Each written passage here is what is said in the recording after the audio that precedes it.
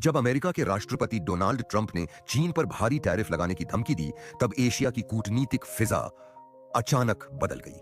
चीन पर जबरदस्त दबाव बढ़ने लगा और दुनिया भर की नजरें बीजिंग और वॉशिंगटन के बीच बढ़ते तनाव पर टिक गईं। ऐसे माहौल में चीन के राष्ट्रपति शी जिनपिंग ने एक अनोखा कदम उठाया। बताया जाता है कि उन्होंने भारत से संपर्क साधने के लिए एक गुप्त चिट्ठी भेजी।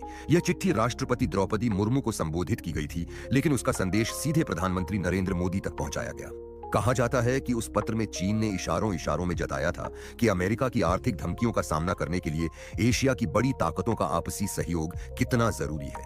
इस रहस्यमयी चिट्ठी ने यह साफ कर दिया कि ट्रंप की सख्त नीतियों ने बीजिंग को नई रणनीति बनाने पर मजबूर कर दिया था और उस रणनीति में भारत एक अहम कड़ी माना जा रहा था। अमेरिका की राजनीति में एक और दिलचस्प बयान ने हलचल मचा दी। ट्रंप के व्यापारिक सलाहकार पीटर नवारो ने रूस यूक्रेन युद्ध को मोदी की जंग कहकर संबोधित कर दिया।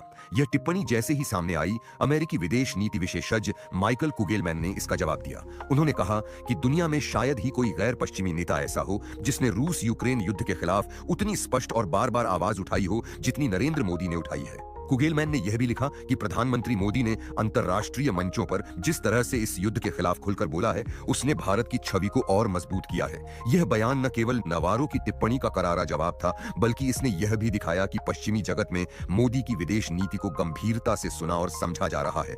इधर मध्य पूर्व में हालात और बिगड़ गए हैं। यमन की राजधानी सना पर इजराइल ने कई हवाई हमले किए।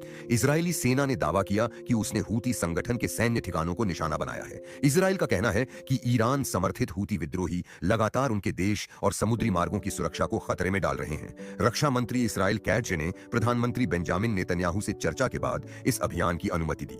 हमलों के बाद इजराइल ने साफ कर दिया कि वह किसी भी तरह की धमकी को बर्दाश्त नहीं करेगा और सभी खतरों को जड़ से मिटाने के लिए उसकी कार्रवाई जारी रहेगी। यमन में हुए इन हमलों से न केवल क्षेत्रीय अस्थिरता और बढ़ गई है, बल्कि आने वाले दिनों में खाड़ी देशों के बीच तनाव और गहराने की आशंका भी तेज हो गई है।